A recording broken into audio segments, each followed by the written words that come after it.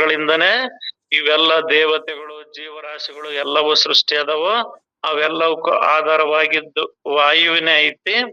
ಆ ವಾಯುವಿನ ಅಂಶದಿಂದ ಎಲ್ಲ ದೇವತೆಗಳಿಂದ ಹಿಡಿದು ಸಣ್ಣ ಜೀವ ಜಂತುಗಳವರೆಗೂ ಎಲ್ಲದೂ ಕೂಡ ಆ ವಾಯುವಿನ ಅಂಶ ಅಂದ್ರ ಅರ್ಥಾತ್ ಮಾಯೆಯಿಂದನೇ ಇದೆಲ್ಲದ ಆಗೇತಿ ಅನ್ನೋ ವಿಚಾರವನ್ನ ನಿನ್ನೆವರೆಗೂ ನೋಡಿದ್ದೀರಪ್ಪ.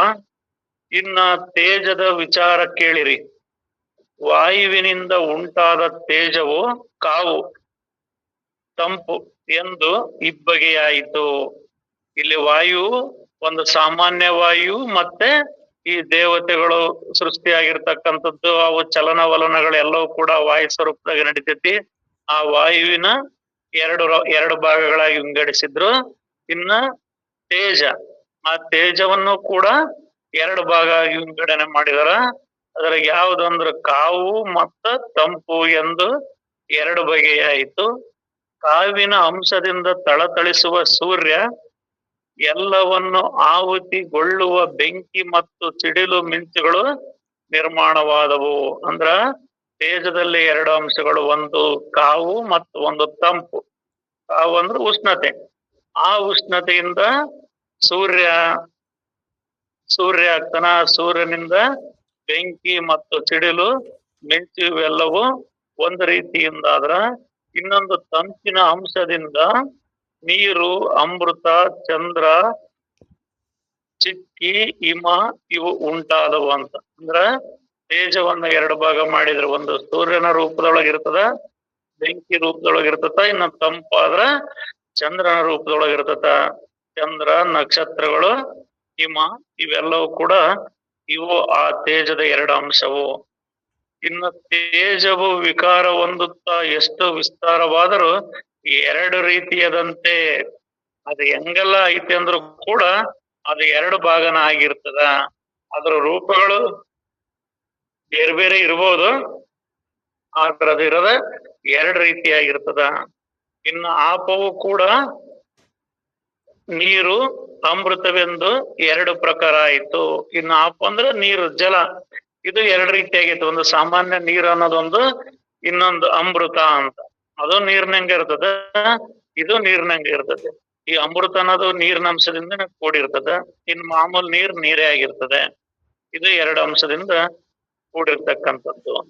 ಇನ್ನು ಪೃಥ್ವಿಯು ಸಹ ಕಲ್ಲು, ಮಣ್ಣು ಇತ್ಯಾದಿಯಾಗಿ ಮತ್ತು ಬಂಗಾರ, ಪರುಷ, ರತ್ನ ಮುಂತಾಗಿಯೂ ಎರಡು ಪ್ರಕಾರ ಇರ್ತದ. ಭೂಮಿ ಆದ್ರೂ ಕೂಡ ಅದ್ರಾಗ ಎರಡು ಪದ ಇರ್ತದೆ. ಒಂದು ಕಲ್ಲುಗಳಿಂದ ಕೂಡಿರ್ತಕ್ಕಂಥದ್ದು, ಇನ್ನೊಂದು ಮೆತ್ತನೆಯ ಮಣ್ಣಿನಿಂದ ಕೂಡಿರ್ತಕ್ಕಂಥದ್ದು.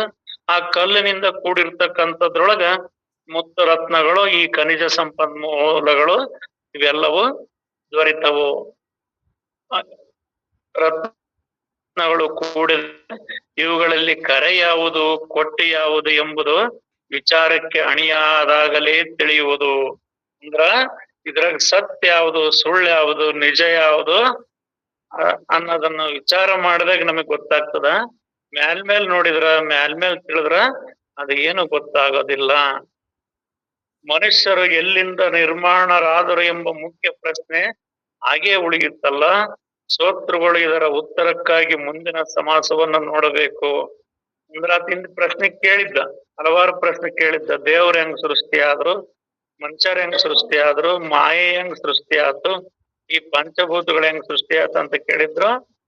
ಅವ್ರೆಲ್ಲರೂ ಹೇಳಿದ್ರು ಇವು ಕೂಡಿ ಹಿಂಗ ಆದ್ವಪ್ಪ ಅಂತಂದ್ರ ವಾಯುನಂಶದಿಂದನೇ ಇವೆಲ್ಲವೂ ಆಗಿದವು, ಪಂಚಭೂತಗಳಿಂದನೇ ಎಲ್ಲವೂ ಆಗಿದವು ಅಂತ ಉತ್ತರ ಹೇಳಿದ್ರು.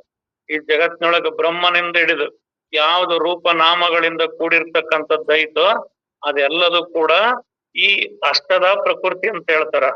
3 ಗುಣಗಳು ಮತ್ತು 5 ಭೂತಗಳಿಂದ ಕೂಡಿರ್ತಕ್ಕಂಥದ್ದು ಅನ್ನೋದನ್ನ ಉತ್ತರವನ್ನ ಕೊಟ್ರು. ಈಗ ಶಿಷ್ಯನ ಇನ್ನೊಂದು ಪ್ರಶ್ನೆ ಏನಂದ್ರ, ಮನುಷ್ಯರು ಹೆಂಗ್ ಸೃಷ್ಟಿ ಆದ್ರು, ಎಲ್ಲಿಂದ ನಿರ್ಮಾಣ ಆದ್ರು ಅನ್ನೋ ಪ್ರಶ್ನೆ ಇದೆ. ಅದಕ್ಕೆ ಮುಂದಿನ ಅಧ್ಯಾಯವನ್ನು ತಿಳಿಸ್ತಾರ. ಇತಿ ದಾಸಬೋಧೆ ಗುರು ಶಿಷ್ಯ ಸಂವಾದ ದಶಮ ದಶಕೆ ದೇಹ ಅಶಾಂಕ ಶೋಧನಂ ನಾಮ ಪ್ರತೀತಿ ಸಮಾಸ ಮುಕ್ತಾಯ ಆಯ್ತು. ಅಂದ್ರ ಇಲ್ಲಿ ದೇಹ ನಾವು ಹೆಂಗಾದವು ಅನ್ನೋ ಪ್ರಶ್ನೆ, ದೇವತೆಗಳಿಂದ ಹಿಡಿದು ಮಾನವರವರೆಗೂ ಎಲ್ಲಾ ಜೀವರಾಶಿಗಳಿಗೂ ಹೆಂಗಾತು ಅನ್ನೋ ಪ್ರಶ್ನೆಗೆ ಅವೆಲ್ಲವೂ ಕೂಡ ಪಂಚಭೂತಗಳಿಂದನೇ ಆಗೈತಿ ಅನ್ನೋ ಉತ್ತರ ಆಗಿತ್ತು. ಆದ್ರ ಮಾನವ ದೇಹದ್ದು ಹೇಳ್ರಿ ನನಗೆ ಅಂತ ಆ ಶಿಷ್ಯನ ಪ್ರಶ್ನೆ. ದಶಕ 10 ಸಮಾಸ 4 ಬೀಜ ಲಕ್ಷಣ ನಿರೂಪಣ ಅನ್ನೋ ನುಡಿ 46 ಶ್ರೀ ಗುರುಭ್ಯೋ ನಮಃ ನುಡಿ 1-8. ಉತ್ಪತ್ತಿಯನ್ನು ನೋಡ ಹೋಗಲು ಮನುಷ್ಯರಿಂದ ಮನುಷ್ಯರಾಗುತ್ತಾರೆ, ಪಶುಗಳಿಂದ ಪಶು ಹುಟ್ಟುತ್ತವೆ, ಇದು ಪ್ರತ್ಯಕ್ಷವೇ ಇರುವುದು.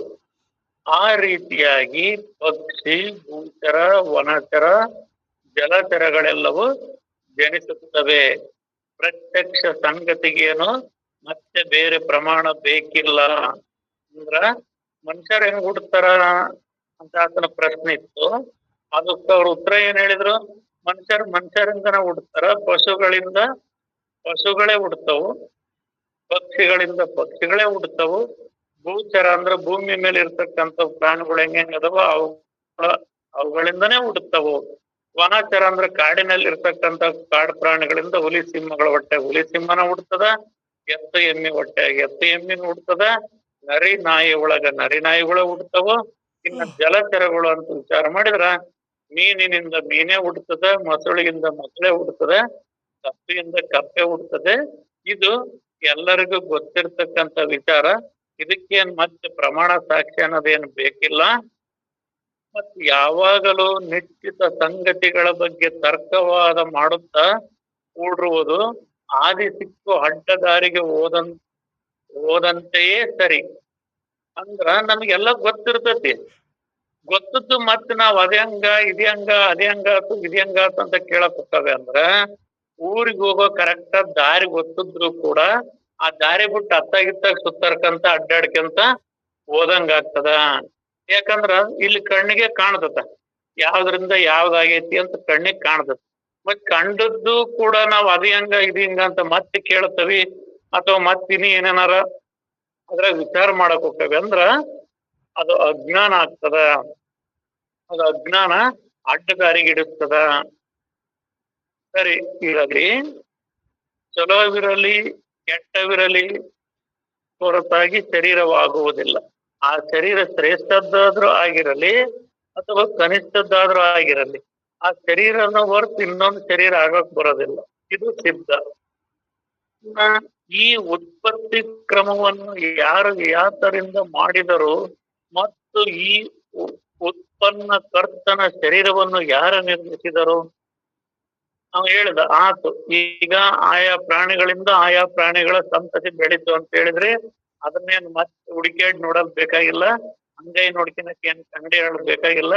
ಹಂಗ ನೋಡಿದ್ರ ಸಾಕು ಅಂಗೈ ಕಾಣತತಿ ಅಂತ. ಇಂತಿಂತ ಪ್ರಾಣಿಗಳಿಂದ ಯಾವ್ಯಾವ ಪ್ರಾಣಿ ಇರ್ತಾವೋ ಆ ಪ್ರಾಣಿಗಳಿಂದ ಅವುಗಳ ಜನನ ಆಗ್ತದೆ ಅನ್ನೋದಾತು. ಮತ್ತೆ ಈ ಶರೀರ ಹೆಂಗ ನಿರ್ಮಾಣ ಆಯ್ತು ಅಂತ ಮತ್ತೆ ಪ್ರಶ್ನೆ. ಹೀಗೆ ವಿಚಾರ ಮಾಡಲು ಮೊದಲು ಅದಕ್ಕೆ ಮೊದಲು ಎನ್ನುತ್ತಾ ಬಹಳ ಹಿಂದಕ್ಕೆ ಹೋಯ್ತು. ಅಂದ್ರೇನು? ಹಂಗಾರ ಅವ್ರು ಹುಟ್ಟಿದ್ರು, ಅವರಪ್ಪ ಯಾರದ್ದ ಹುಟ್ಟಿದ, ಅವರಪ್ಪ ಯಾರದ್ದ ಹುಟ್ಟಿದ ಅಂತ ಕೇಳ್ಕೊಂತ ಹೋದ್ರ ಮೂಲತಃ ಪ್ರಥಮ ಶರೀರವೇ ಹೇಗಾಯ್ತು ಅಂತ ಬರ್ತೈತಿ. ಕೊನೆಗೆ ನಿಮ್ಮ ಅಜ್ಜ ಯಾರ ಮಗ, ನೀನ್ ಯಾರ ಮಗ ಅಂತಂದ್ರ ಮತ್ ಮೊದಲನೇ ಯಾರ ಮಗ ಹೆಂಗ್ ಹುಟ್ಟಿದ ಅಂತ ಹೇಳಲೇಬೇಕಾಗ್ತದ. ಉತ್ತರ ಕೊನೆಗೆ ಹೋಗ್ತದೆ. ಯಾರು ಹೇಗೆ ಏತರಿಂದ ಅದನ್ನು ರಚಿಸಿದರು ಎಂಬ ಮುಖ್ಯ ಸಂಶಯವು ಹಂಗೆಯೇ ಉಳಿದು ಬಿಟ್ಟಿತ್ತು. ಅವ್ರು ಹುಟ್ಟಿದ್ರ ಅಂತ ಹೇಳ್ಕೊಂತ ಹೋಗಿದ್ದಾತ. ಈ ಶರೀರದ ರಚನೆ ಹೆಂಗಾತ ಅದನ್ನ ಮೂಲ ಹೇಳ್ರಿ, ಮೊದಲು ಹುಟ್ಟಿದ್ದ ಹೆಂಗೆ ಹೇಳ್ರಿ ಅನ್ನೋ ಪ್ರಶ್ನೆ. ಈಗ ವಿಷಯವನ್ನು ತಿಳಿಸಿ ಹೇಳುವೆವು. ಒಪ್ಪಿಗೆಯಾದರೆ ಸುಮ್ಮನೆ ಸಂಶಯ ಮಾತ್ರ ತೆಗೆಯಬೇಡಿ. ಇಲ್ಲಿ ಗ್ರಂಥಕರ್ತರು ಹೇಳ್ತಾರ, ನಿಮ್ಗೆ ಒಪ್ಪಿಗೆ ಆದ್ರ ಒಪ್ಪಿಗೆ ಹೇಳ್ರಿ, ಸುಮ್ನೆ ಅದು ಹಂಗಾಗದಲ್ ಬಿಡು ಹಿಂಗಾಗದಲ್ ಬಿಡು ಅಂತ ನೀವು ಅಸಮಾಧಾನ ಮಾಡ್ಕೋಬೇಡ್ರಿ. ಸರಿಯಾದ ಪ್ರತೀತಿಯು ಉಂಟಾಗುವುದೇ ಪ್ರಮಾಣವಿತ್ತು, ಮೂರ್ಖರಿಗೆ ಅದು ಒಪ್ಪಿಗೆಯಾಗುವುದಿಲ್ಲ. ನಾವಿಲ್ಲಿ ಹೇಳ್ಬೇಕಾಗಿರ್ತಕ್ಕಂಥದ್ದ ಸರಿಯಾಗಿ ಪ್ರಮಾಣ ಮಾಡಿ ಪ್ರತೀತಿ ಅಂದ್ರೆ ಆಧಾರ ಕೊಟ್ಟು ಹೇಳ್ತವೆ. ನಾವ್ ಹೇಳಿರ್ತಕ್ಕಂಥ ಆಧಾರ ನಿಮಗೆ ಅರ್ಥ ಆಗ್ಲಿಲ್ಲ ಅಂತ ಅದು ನಿಮ್ಮ ಅಜ್ಞಾನತನಕ್ಕ, ನಿಮ್ಮ ಮೂರ್ಖತನಕ್ಕ ನಾವು ಹೊಣೆಗಾರರಲ್ಲ ಅಂತ ಗ್ರಂಥಕರ್ತರು ಹೇಳ್ತಾರ. ಇದೆಲ್ಲದ ಹಿಂಗೈತಪ್ಪ, ಜ್ಞಾನ ಹಿಂಗೈತಿ, ದೇಹ ಹಿಂಗ್ ಸೃಷ್ಟಿ ಆಗೈತಿ, ಜಗತ್ ಹಿಂಗ್ ಸೃಷ್ಟಿ ಆಗೈತಿ ಅಂತ ನಾವ್ ಹೇಳ್ತೇವೆ. ನಿಮಗ್ ಒಪ್ಪಿಗಿಲ್ಲ ಅಂದ್ರೆ ನಾವೇನ್ ಮಾಡಕ್ ಬರೋದಲ್ಲ, ಅದು ನಿಮ್ಮ ಅಜ್ಞಾನ. ನಿಮ್ಮಿದು ಇರಲಿ.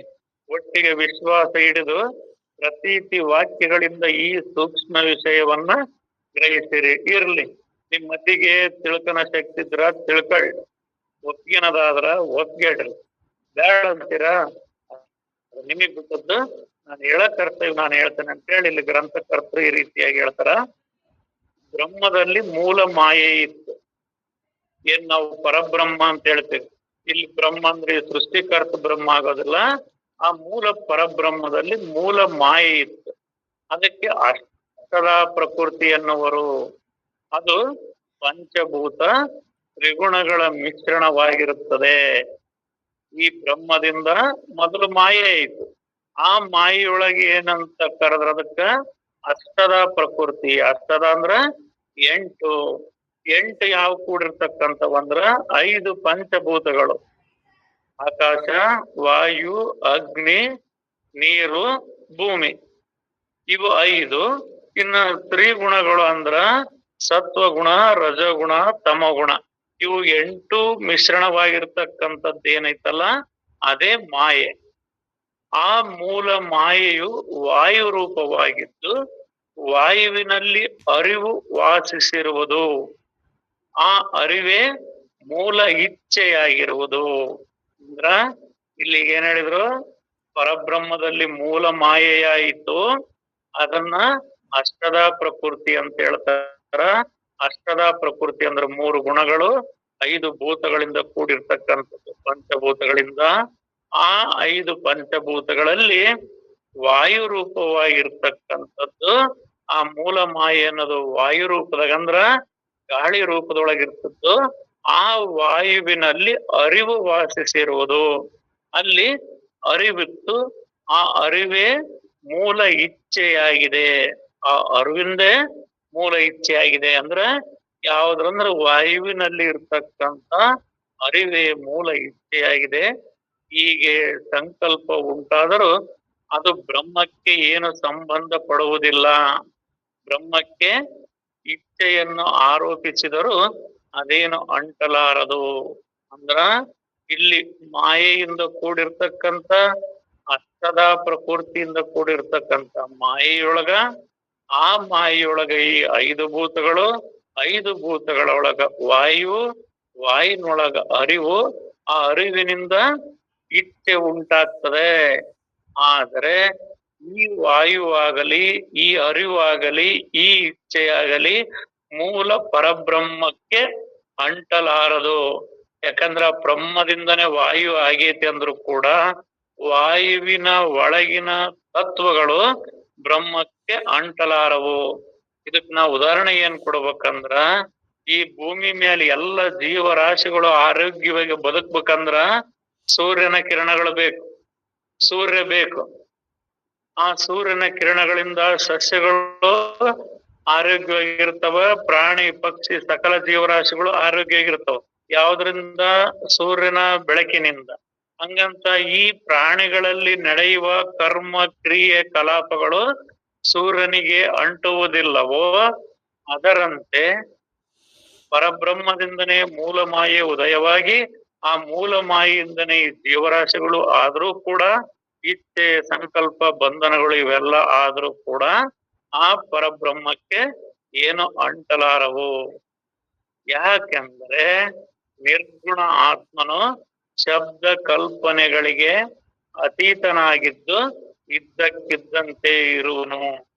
ಆ ನಿರ್ಗುಣ ಆತ್ಮನು ಅಂದ್ರ ಗುಣರಹಿತನು.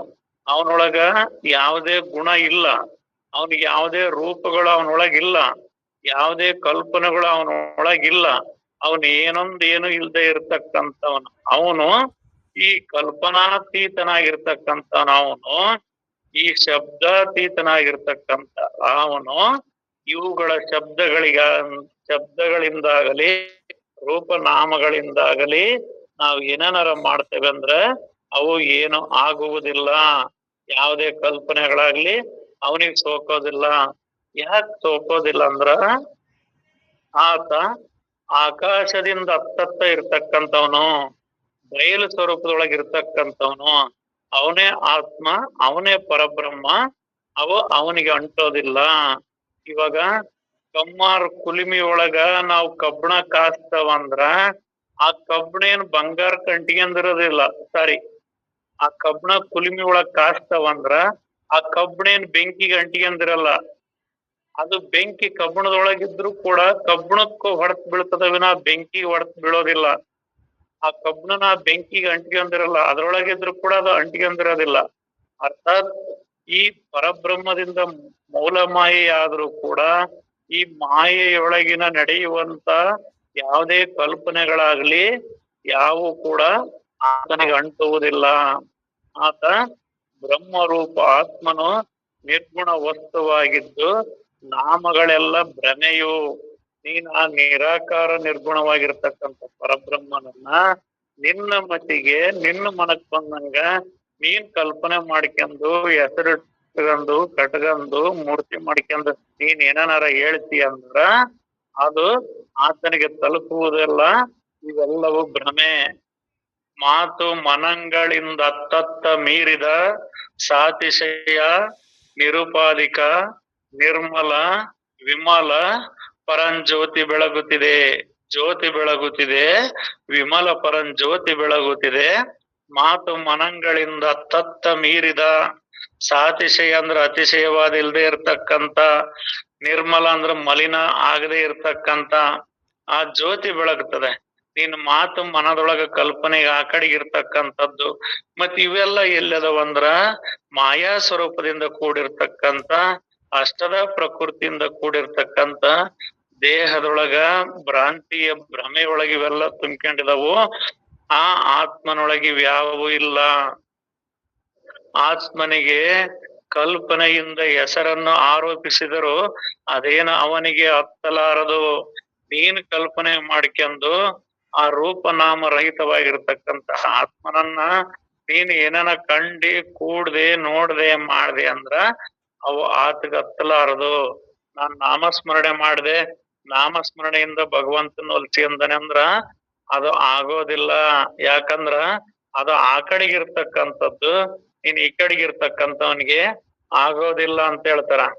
ಒಬ್ರು ಮಹಾತ್ಮರೊಂದು ಮಾತು ಹೇಳ್ತಾರ, ನೆನೆದು ಮುಕ್ತರಾದವೆಂಬ ಯುಕ್ತಿ ಈನರ ಮಾತು ಕೇಳಲಾಗದು. ನೆನೆದು ಮುಕ್ತರಾದವೆಂಬ ಯುಕ್ತಿ ಈನರ ಮಾತು ಕೇಳಲಾಗದು. ಅದೇನು ಕಾರಣವೆಂದರೆ ದೂರದಲ್ಲಿದ್ದವರ ನೆನೆವರಲ್ಲದೆ ಸಮೀಪದಲ್ಲಿದ್ದವರ ನೆನೆವರುಂಟೆ. ಅಂದ್ರೆ ಅರ್ಥಾತ್ ನಾನ್ ಭಗವಂತನ್ ನೆನ್ಸ್ಕೊಂಡ್ ನಾನ್ ಮುಕ್ತನಾದೆ ಅಂದ್ರ ನಿನ್ನಂತನ್ ಮಾತ್ ಕೇಳಕ್ ಆಗೋದಿಲ್ಲ. ಯಾಕ ಕೇಳಕ್ ಆಗೋದಿಲ್ಲ? ಹಗಲಿರುಳು ನಾಮಸ್ಮರಣೆ ಮಾಡಿ ಅಂತ ಹೇಳಿದಾರಲ್ಲ. ಯಾಕೆ ಆಗೋದಿಲ್ಲ ಅಂದ್ರ ಅರ್ಥಾತ್ ಅದು ಆ ಕಡೆಗೆ ಆಗ್ತದ, ಇದು ಈ ಕಡೆಗೆ ಉಳಿತದೆ. ನೀನ್ ನೆನೆಸಿದೆ ಅಂದ್ರ ಆಗೋದಿಲ್ಲ. ಯಾಕೆ ಆಗೋದಿಲ್ಲ ಅಂದ್ರ ದೂರ ಇದ್ದಲ್ಲಿದ್ದವರ ನೆನೆವರ್ ಉಂಟು. ಅವ್ರು ದೂರ ಇದ್ರಪ್ಪ, ನಿಮ್ಮನ್ ಕೂಡಿರ್ಲಿಲ್ಲ, ನಿಮ್ಮನ್ ಕೂಡ್ಬೇಕು, ನಿಮ್ಮನ್ ಮಾತಾಡ್ಸ್ಬೇಕು ಅಂತ ನಿಮ್ ನೆನವ್ನಾಗಿದ್ನಪ್ಪ, ನೆನಪು ಮಾಡಿದೆ ಅಂದ್ರ ಓಕೆ, ಒಪ್ಪನ. ಜೊತೆಗೆ ಇದ್ದು ಮತ್ತ ನೆನೆಸಿಕೊಳ್ಳುವ ವಸ್ತುವೇ ತಾನಾಗಿದ್ದು.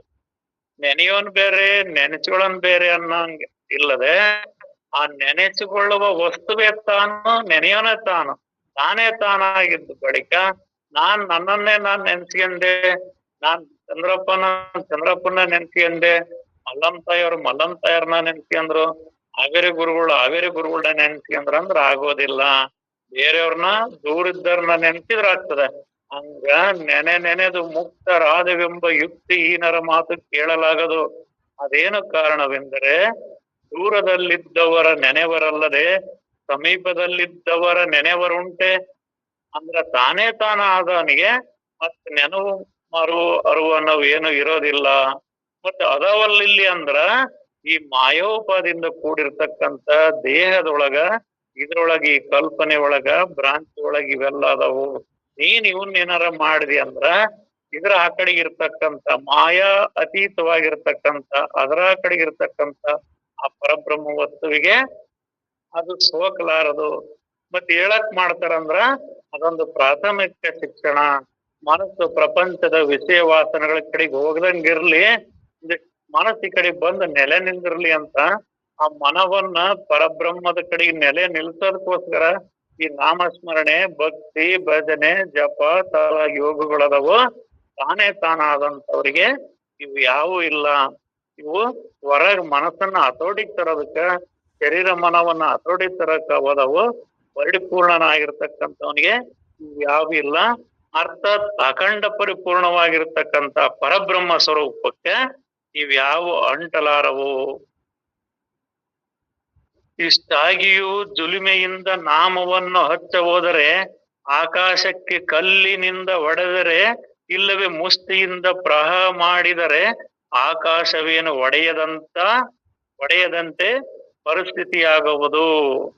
ನೀನು ಹಿಂಗ್ ಹೇಳ್ತಾರ, ಮಾತು ಮನಗಳಿಂದ ಅತ್ತತ್ತ ಮೀರಿದ ಸಾತಿಶಯ ನಿರುಪಾಧಿಕ ನಿರ್ಮಲ ಪರಂಜ್ಯೋತಿ ಅಂತದ್ನ ನೀನು ಮಾತಿನಿಂದಾಗ್ಲಿ ನಾಮಸ್ಮರಣೆಯಿಂದಾಗ್ಲಿ ನಾನೇನೋ ಭಕ್ತಿ ಮಾಡಿ ಜಪತಪ ಮಾಡಿ ಏನನಾರ ಮಾಡಿ ನೀನು ಹೊಲ್ಸಿ ಅಂತ ಓದಿ ಅಂದ್ರ ನೀನು ಮಾಡೋ ಪ್ರಯತ್ನ ಹೆಂಗಕತಿ ಅಂದ್ರ ಆಕಾಶಕ್ಕ ಕಲ್ ತಗೊಂಡ್ ಹೊಡಿತೇನೆ ನಾನು ಅಂದಂಗ, ಅಥವಾ ಆಕಾಶಕ್ಕ ಮುಷ್ಟಿ ಮಾಡಿ ನಾನು ಗುತ್ತನೆ ಅಂದಂಗ.